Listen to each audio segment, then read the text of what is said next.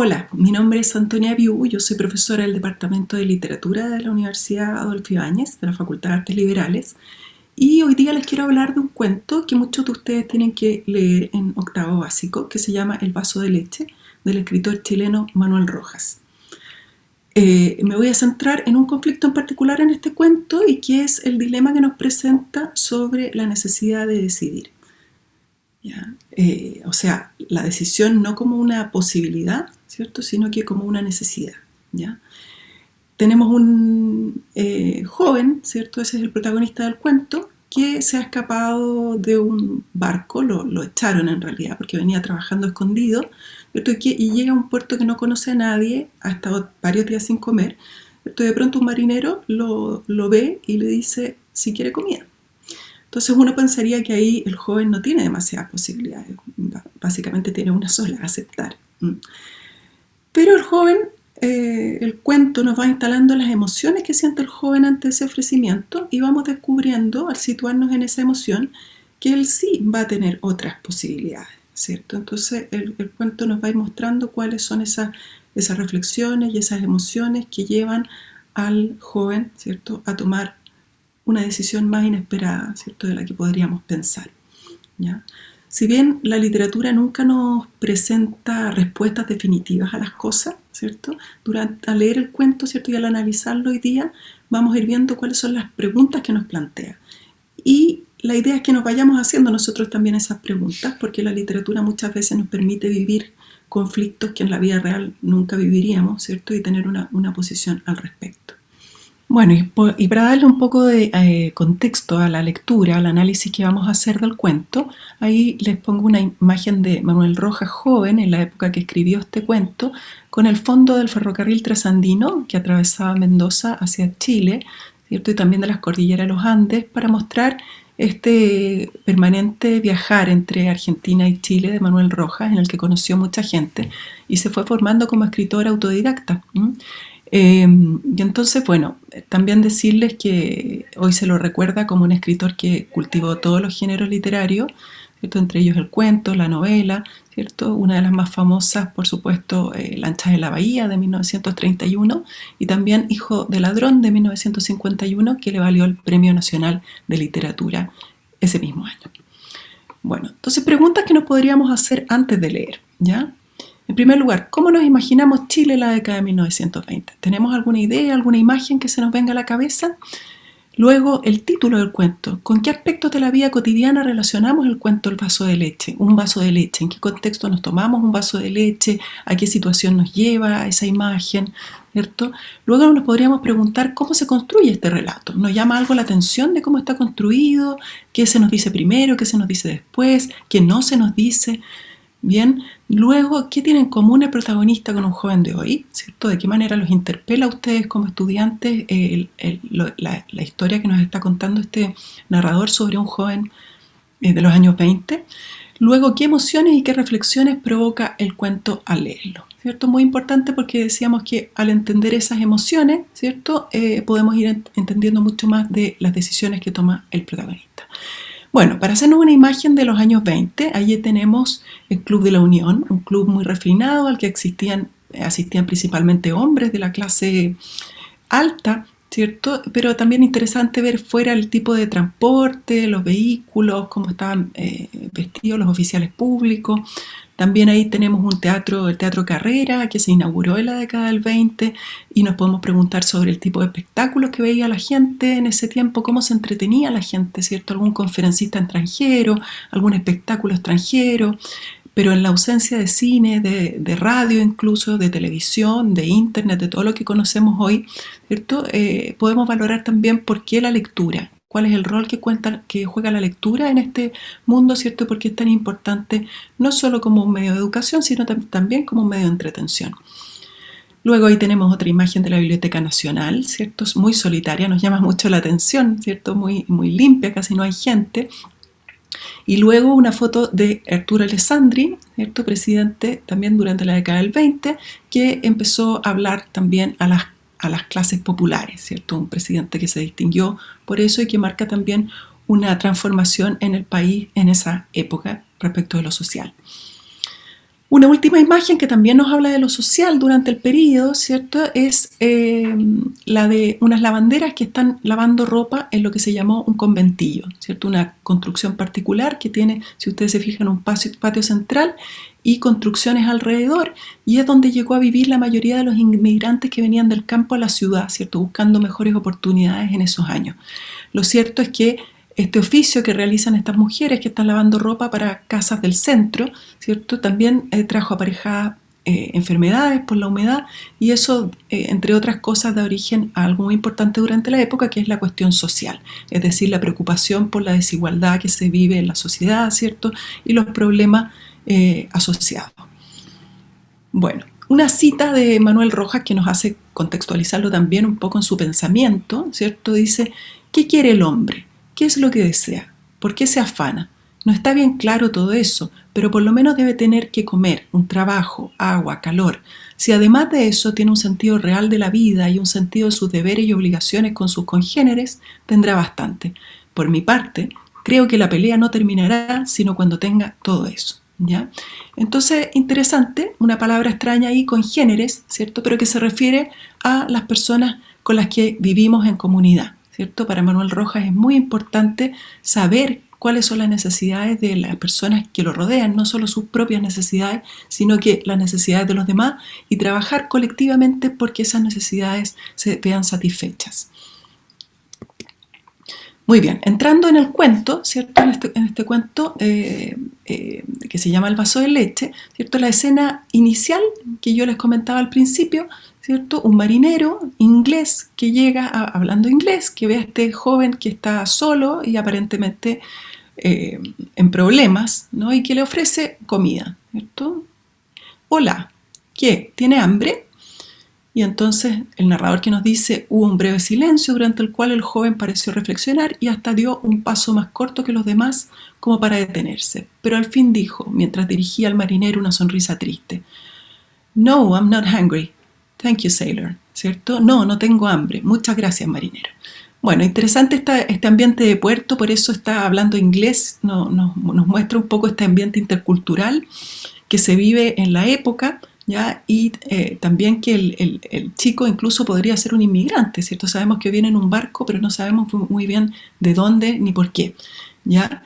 Pero lo más interesante aquí es hacerse la pregunta de cuál es la historia del niño, ¿cierto? O joven.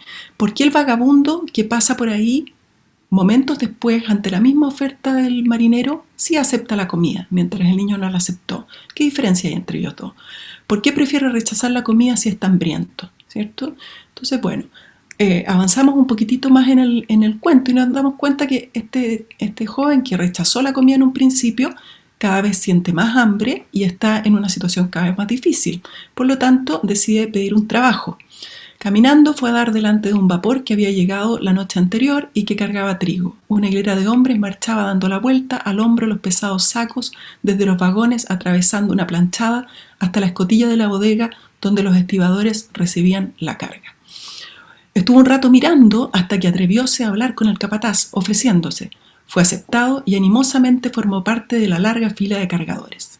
Durante el primer tiempo de la jornada trabajó bien, pero después empezó a sentirse fatigado y le vinieron vaídos. Es decir, ¿cierto? Si miramos ahí las palabras extrañas, vaído sería una de las más extrañas, ¿cierto? Las otras que tienen que ver con el vapor, ¿no? Que es un barco, la escotilla de la bodega, ¿cierto? La ventanita del barco que da a la bodega, ¿ya? Pero la situación es que fue donde los hombres, pidió trabajo y empezó a hacer ese trabajo muy animado hasta que las fuerzas lo hicieron flaquear. Entonces, ¿qué pregunta nos podemos hacer sobre esta sección del cuento? ¿Qué sentirías tú en una situación así? ¿Cierto? ¿O qué cualidades deberías demostrar para que te aceptaran en un trabajo de ese tipo? ¿Alguna vez has estado en una situación así que tengas que de pronto demostrar capacidades que no sabías ni siquiera que tú tenías, ¿cierto? Y demostrárselas a los demás? Entonces, bueno, si seguimos adelante en el cuento y nos saltamos un poco más, nos encontramos con que este joven, ¿cierto?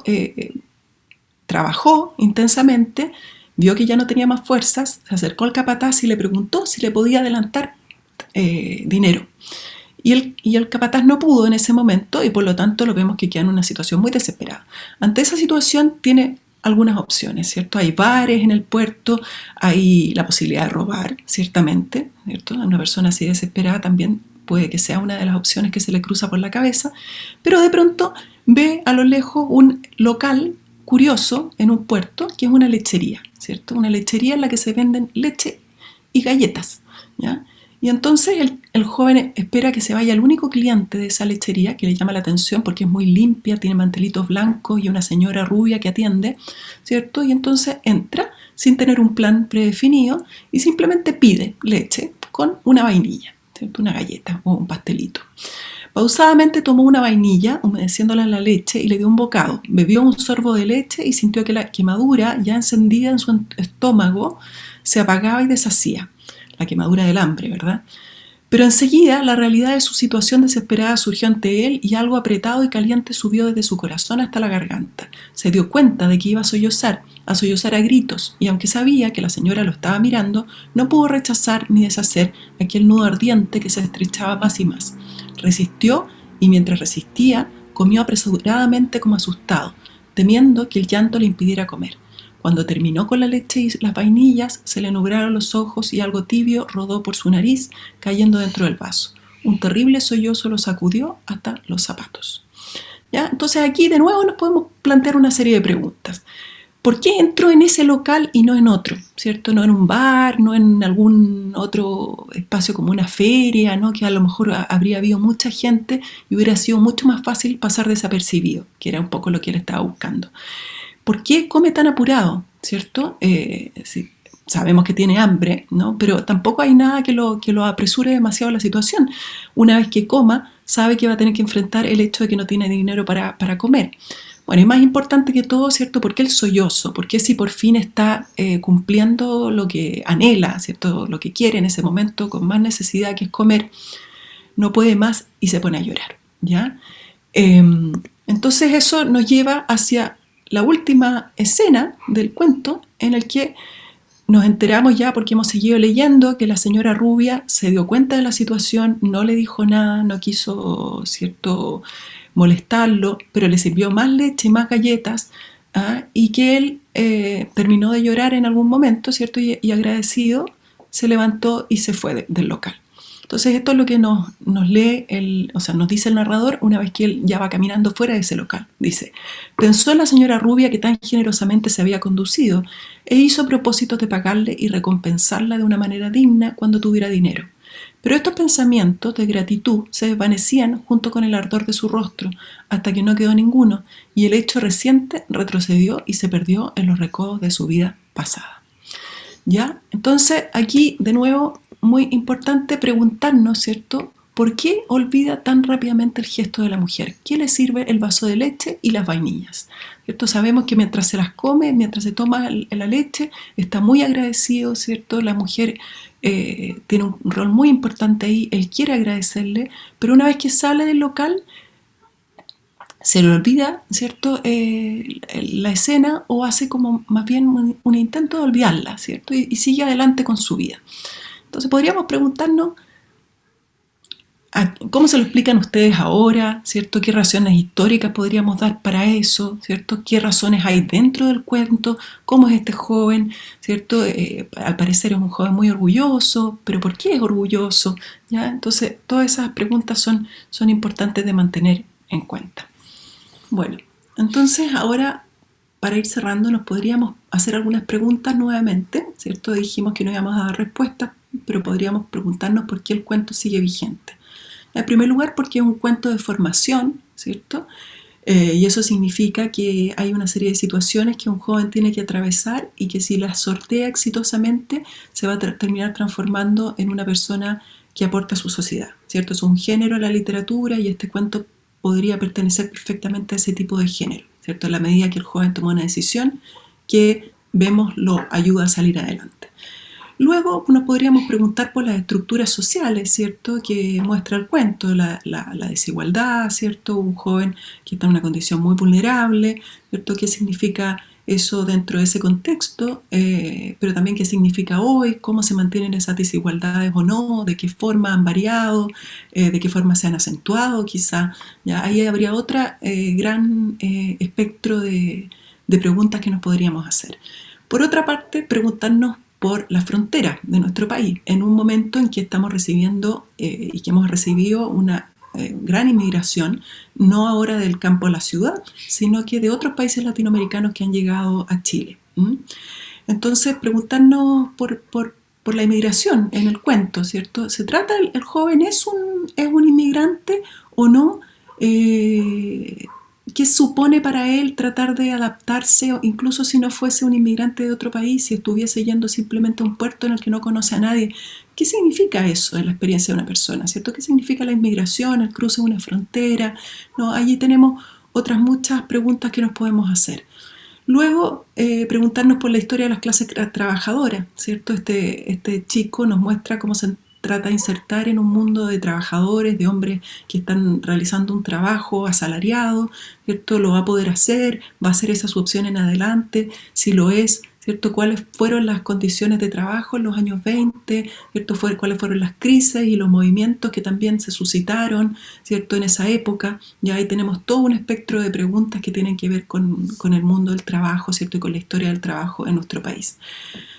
Pero luego, la más importante, ¿cierto?, que yo les proponía en un principio, tiene que ver con esta pregunta por la posibilidad de decidir, ¿cierto?, por el actuar ético, ¿ya? O sea, y pensar si efectivamente la razón por la cual este joven rechaza la comida, ¿cierto?, tiene que ver con la existencia de una dimensión moral que está siempre allí acompañando nuestras otras necesidades. Yo les comentaba al principio que Manuel Rojas fue un autor muy comprometido con su entorno, con su colectivo, con su sociedad, ¿cierto? Que quería mejorar las necesidades de sus congéneres, ¿cierto? De sus iguales dentro de la sociedad.